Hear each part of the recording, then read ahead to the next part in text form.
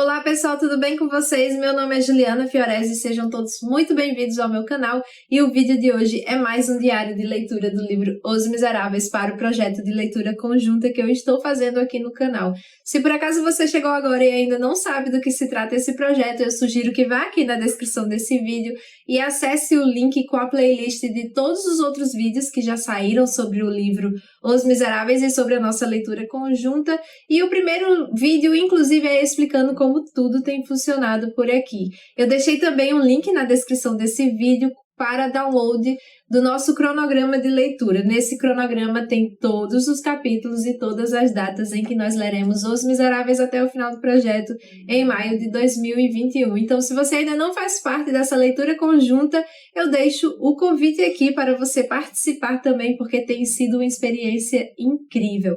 Lembrando que este não é um estudo aprofundado sobre a obra e nem tampouco são aulas sobre Os Miseráveis. É mais uma troca de experiências literárias e é justamente isso que eu tenho feito aqui com esses diários de leitura, onde depois de cada meta lida eu venho aqui e compartilho com vocês as minhas percepções pessoais sobre cada parte desse livro. E vocês vêm aqui e deixam alguns comentários sobre as percepções de leitura de vocês também, e essa troca tem sido muito engrandecedora para todos nós, tem enriquecido ainda mais essa experiência de leitura. No vídeo de hoje eu vou comentar sobre os capítulos 8 e 9 do livro 7, da parte 1. Então, se vocês ainda não leram esses dois capítulos, eu sugiro que parem o vídeo aqui e só voltem depois que completarem a sua leitura, porque neste vídeo vai ter spoilers. Vamos lá?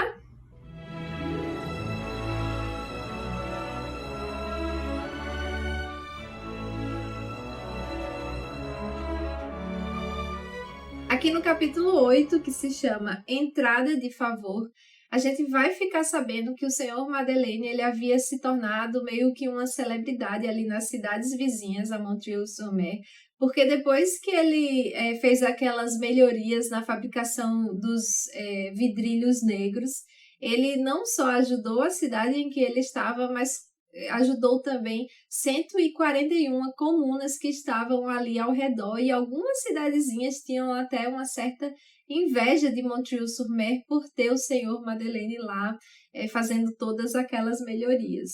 Então, quando ele entrega aquele papelzinho com seu nome, o guarda vai lá para o juiz, e quando o juiz vê que era o Senhor Madeleine que estava querendo assistir àquela audiência, o juiz meio que fica feliz e manda um recado, mandando as suas felicitações para o Senhor Madeleine, e fala para o guarda colocar o Senhor Madeleine para dentro daquela audiência. Eu achei engraçado no momento em que o guarda chega de volta para o Senhor Madeleine, e ele meio que estava ainda na mesma posição, com aquele turbilhão de pensamentos, né? Ele ainda estava na mesma posição em que o guarda havia deixado ele. Eu achei isso impressionante, ele estava meio que travado mesmo.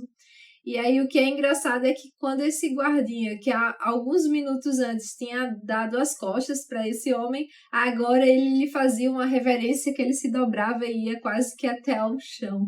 E aí o senhor Madeleine pega esse papelzinho com a resposta do juiz e o guarda coloca a Madeleine ali numa saleta, que é como se fosse uma pequena sala do conselho, e que nessa sala tem uma segunda porta.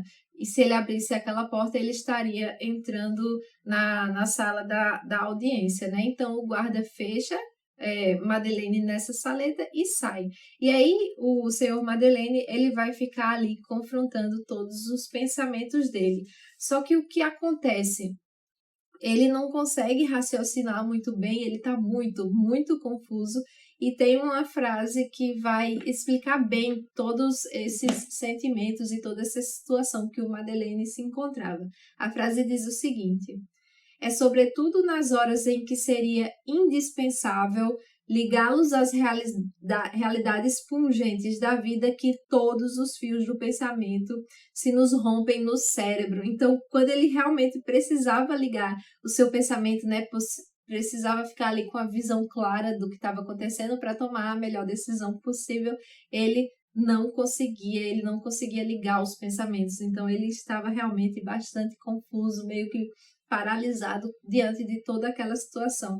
Tem até um momento em que ele olha uma carta que está numa moldura naquela sala e ele começa a ler, ele lê várias vezes aquela carta, só que ele não está entendendo nada do que ele está lendo, ele está pensando justamente em Cosette e em Fantine.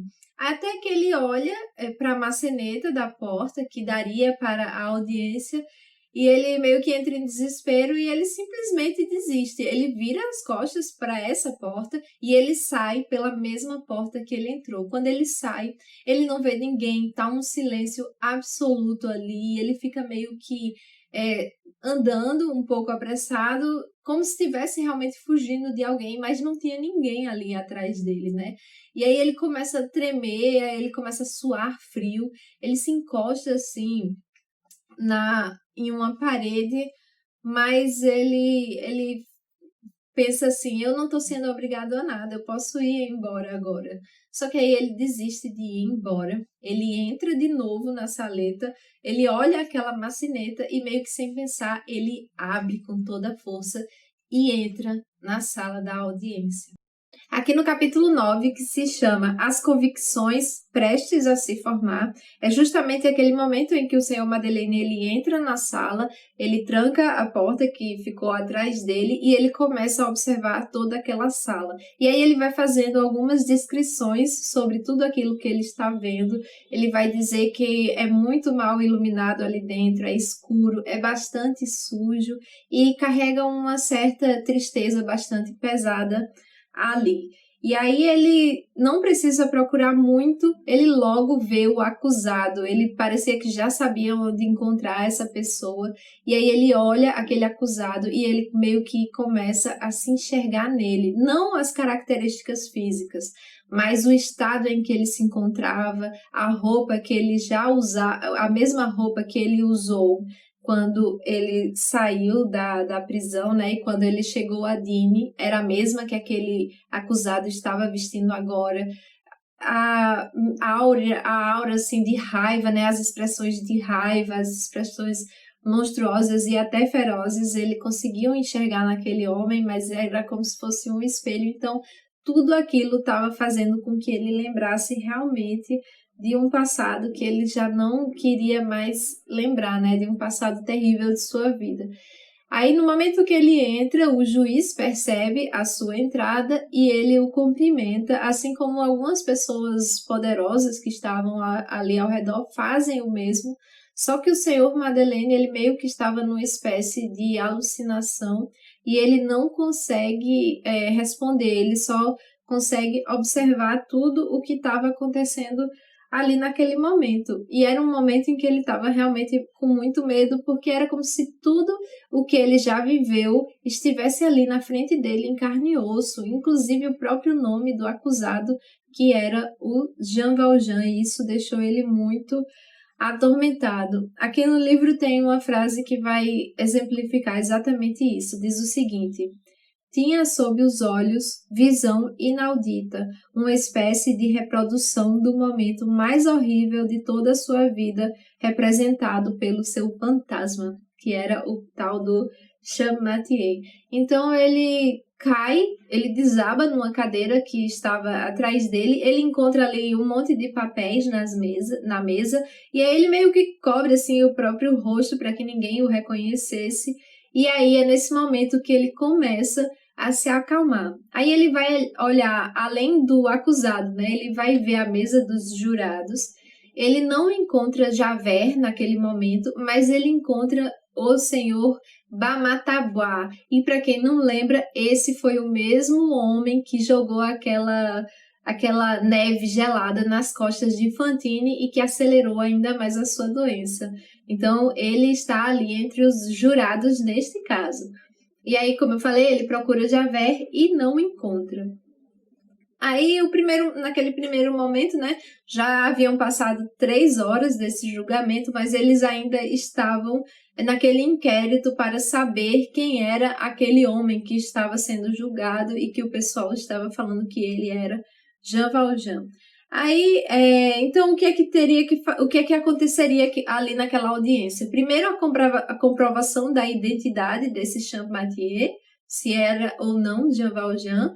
Depois, eles iriam julgar o roubo das frutas e, por fim, se comprovada a identidade de Jean Valjean, eles iriam julgar também o roubo que houve ali há 8 anos atrás, o roubo do pequeno Gervier, né, daqueles 40 soldos que Jean Valjean havia roubado há tanto tempo atrás, né, nesses 8 anos atrás. Então aí começa realmente a defesa, ele vai fazer até uma crítica aqui sobre o linguajar antigo e difícil que alguns advogados usavam, mas que esse advogado de defesa não usou, né? E que era aqueles, ele vai fazer inclusive algumas comparações, vai dizer as palavras fáceis e as palavras difíceis que eram usadas antigamente. É até interessante, isso está na página 384 e 385 aqui na edição da Penguin. Então ele faz vários exemplos desse linguajar difícil que talvez a maioria das pessoas não entendessem e que transformavam o discurso num discurso meio cansativo, né? Mas felizmente aqui o advogado de defesa de Champmathieu, ele não usava esse linguajar clássico, como diz aqui no livro. Ele usa, inclusive, um linguajar fácil e que torna o seu discurso magnífico. E primeiro ele começa a dizer que não tinha provas nenhuma sobre o roubo das frutas, porque, como o próprio Champmathieu falou, ele pode ter pego aquelas frutas que já estavam no chão. Inclusive, o advogado dele fala que alguém poderia ter sim roubado essas frutas e na perseguição pode ter deixado as frutas caírem e o ladrão saiu dali e por acaso o senhor Champmathieu estava passando por ali e ele simplesmente pegou do chão aquelas frutas. Então não havia prova nenhuma em relação a esse crime. Mas aí, pelo nome de Jean Valjean, o advogado de defesa de Champmathieu não estava tão certo, porque realmente o nome poderia ter vindo do nome de Jeanne Mathieu, né, o nome da mãe de Jean Valjean, e também porque ele era podador de árvores e morou em Faverolles. Então, ele não tinha tanta certeza assim, ele meio que se opunha às negativas do próprio Champmathieu, mas ele defendia que mesmo assim, mesmo se fosse, e aí ele supõe, se fosse Jean Valjean, isso não seria prova do crime do roubo das frutas. E aí ele não chega a defender o caso do pequeno Gervier, porque simplesmente ele disse que não fazia parte desta causa que ele estava defendendo agora. E aí ele pede realmente uma pena muito pequena para o juiz diante de toda essa situação. Só que aí, depois que o advogado de defesa vai fazer toda aquela sua defesa, quem se levanta é o advogado geral. E aí vai fazer toda a acusação, vai chamar inclusive, vai dizer inclusive que Jean Valjean era um monstro vomitado, ele usa essas palavras. E aí vai falar que ele é culpado, que ele não deveria ter saído, que ele deve voltar realmente para as galés, ele deve fazer os trabalhos forçados, que ele roubou sim as frutas, que foi pego em flagrante, e que tinha ali 4 testemunhas comprovando que ele era o verdadeiro Jean Valjean. E aí ele vai além, diz inclusive que tem que ser julgado o caso do pequeno Gervier também, daqueles 40 soldos roubados, e ele pede inclusive uma condenação severa. Champmathieu fica meio que impressionado com todo aquele discurso do advogado geral e ele só consegue negar tudo. Ele diz aqui que ele fica balançando a cabeça da direita para a esquerda, da esquerda para a direita, em negativa, e quem olhasse para aquele homem viria realmente que ele era a negativa em pessoa. Ele só consegue dizer que não, que não, que não. E aí, depois que o advogado geral fala, quem se levanta é o próprio defensor do Champmathieu. Ele começa a retribuir o discurso, né? Começa a defender, só que a gente vai perceber aqui que ele já não estava mais com tanta força, né? Que aquele discurso dele já estava meio que enfraquecido. E assim a gente termina o capítulo de hoje, a meta de hoje. E aí, o que é que vocês acham que vai acontecer daqui por diante. Eu tô muito ansiosa para chegar logo na resolução desse caso, porque eu confesso para vocês que eu estou com muita vontade de voltar ali onde Fantine está. E vocês, me contem aqui nos comentários, eu vou adorar ler as opiniões de vocês. Espero que tenham gostado do vídeo de hoje. Vou pedir que curtam esse vídeo, isso me ajuda demais. E se vocês ainda não são inscritos no canal, por favor, inscrevam-se e ativem o sininho, que dessa maneira vocês não vão perder nenhuma novidade, nenhum diário de leitura que eu venha a postar aqui nos próximos dias. Gostaria de lembrar a vocês também que os marcadores com ilustrações que eu fiz dos Miseráveis já estão disponíveis na minha loja online. Eu deixei o link aqui da minha lojinha, então vocês poderão adquirir esses marcadores através desse link e de certa forma vocês também estarão ajudando o meu trabalho. Outra maneira de ajudar o meu trabalho é assinando o meu clubinho de papelaria e organização digital no Apoia-se. Eu deixei o link aqui na descrição desse vídeo e lá tem todas as informações de como funciona. Além disso, eu deixei também alguns links de compra de livro da Amazon, então se vocês comprarem quaisquer livros através desses links, vocês estarão ajudando também aqui o canal a crescer, porque a Amazon vai me transferir uma pequena comissão e isso não tem custo adicional nenhum para vocês.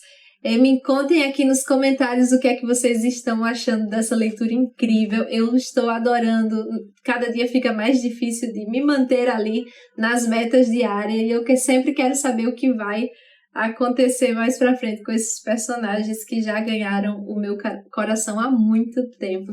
É isso, pessoal. Vou ficando por aqui. Um beijo e até o próximo vídeo. Tchau, tchau.